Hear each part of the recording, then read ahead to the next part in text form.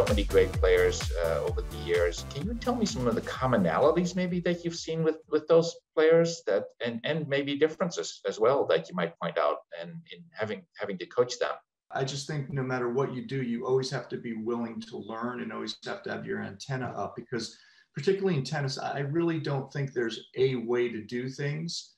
And one of the things that I've seen in tennis as an individual sport, if you want to be successful and impactful as a coach, because it's an individual sport, you kind of have to find different ways to deliver your messaging. You know, different personalities hear it different ways. They absorb and learn differently from one person to the next. That's what I've seen through all of my players. And I think in team sports, and you know this probably better than I do, Paul, is that a lot of teams conform to the coach's philosophy.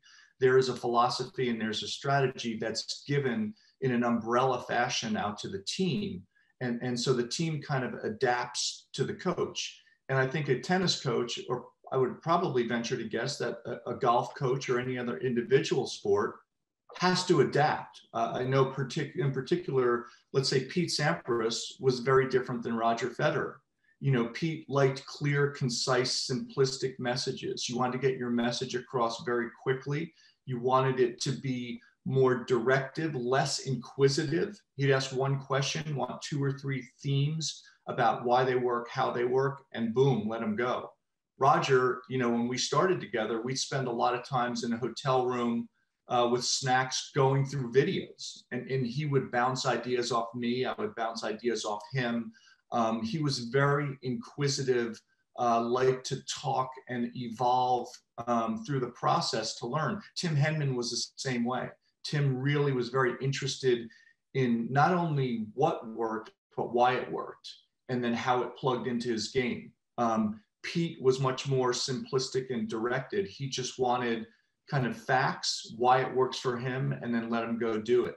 You know, now I'm spending some time with Taylor Fritz, 23, 24-year-old American. David Nankin at the USTA has done an amazing job helping him. And Taylor is someone that's really opinionated. So he's very strong opinions about what he should do.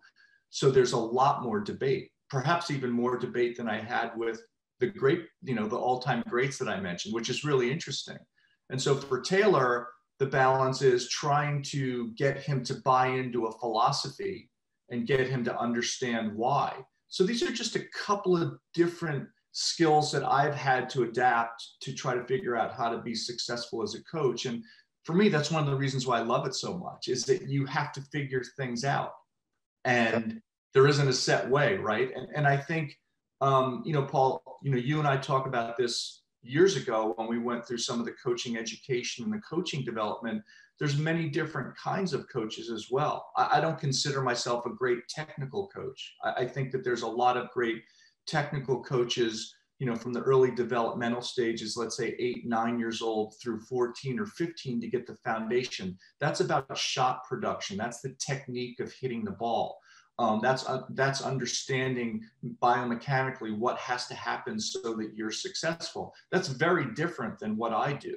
You know, I use little small themes to try to tweak some things during the off season here and there, but mine's more about strategy. Mine's more about the mental part, scheduling, understand why your game can hold up. So I think the whole spectrum of coaching and teaching, it could be, you know, a 3-day seminar in and of itself. We used to talk about this often with Nick Saviano back in the day about, you know, Nick had a really clear vision about how you develop as a teacher and a coach and the different components that you need to go through the different stages. And I think it's important for coaches to realize where their strengths and where their weaknesses are. And I know where mine are, and I try to listen to all the different areas so I can figure out different ways to be successful. So that's a big kind of mishigash of a lot of different things. But I think some interesting topics, especially when it comes to the coaching development and the different stages that you're coaching and teaching at. If you wanted to give parents and coaches like 1 or 2 nuggets of what they should know getting their kid into the game, should they play tennis or another sport, and if they start entering the tennis world, what do parents need to know? Because we get this question all the time from parents. My kid is getting pretty good in the junior ranks in my little town here. Should we travel all over the place, or should we stay closer to home, or what do we do as a parent? Do you have any advice for them? Yeah, look, I think the most important thing comes not from tennis, but from parenting, right? And I think it's all about making sure, your child's having a good time, and making sure that they can deal with the adversity of winning and losing. To me, that's the first thing. And it's all about encouragement and evolution, not about, I don't care if you're ranked 2 in the 12s or 78 in the 12s. I don't care if your UTR is 6.2 or 16.2. For me as a parent, I really don't care. The first thing that should be the driver is, how much fun is my child having with this challenge? And can they balance the fun and disappointment? And it's up to me as a parent to help them have, at least a modicum of understanding of those things, so that they can deal with that stuff. And if they're dealing with that well, and you're watching them go through this evolution, the most important thing after that to me is making sure you have good voices around you, making sure you do have people that understand the tennis landscape around you. And that landscape changes as you get older. But when they're young, it's really important to have those good developmental coaches. But it all has to be driven by the fun and the comprehension of the environment of the child. And people, unfortunately, in my opinion, they go to all-time greats too often. All-time greats are the exception. They're not the rule. Just because Richard Williams did what he did with Venus and Serena, that's not what you're supposed to do. Just because Pete did what he did based on what his dad wanted him to do, that's not what you're supposed to do. Based on what Andres did, that's not necessarily what you're supposed to do. So sometimes they look at these tremendous legends and these aberrations, and they go, that's what I want my child to do. I can tell you how many people have come up to me and said, I want my kid to serve like Pete Sampras. And they're like, good luck, And I want my kid to understand how to hit a running forehand like Roger Federer. Like, yeah, me too, but that doesn't happen. But the trick is, what got them to the state where they could actually do that? It's the skills and the habits that allowed those freakish talents to blossom. Those are the traits you want to take as a parent and as a coach, not what they did, but how they got to that juncture.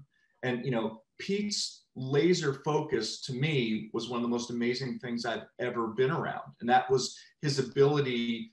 That was the ability that allowed him to inevitably trust in the most pressure-packed situation. He failed plenty of times, but he believed it.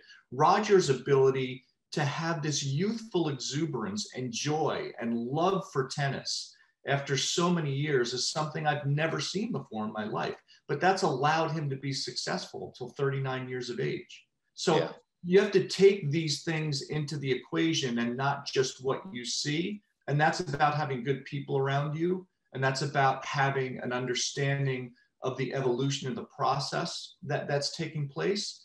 But the parent, going back to your original question, Paul, it all has to be driven, to me, by the understanding of what your child's going through and making sure there's a nice balance between dealing with adversity, success, failure, and enjoying the processes that are surrounded by that to allow it to keep going.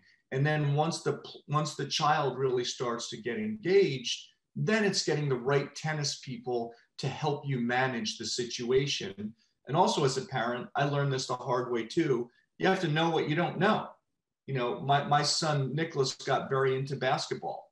I backed up. I loved his jump shot. I loved watching his games, but his high school coach played for the New York Knicks back in the day. You tell him what to do. I'll sit here and cheer. You have to understand what you know and what you don't know. And what you don't know, you have good people around to help guide.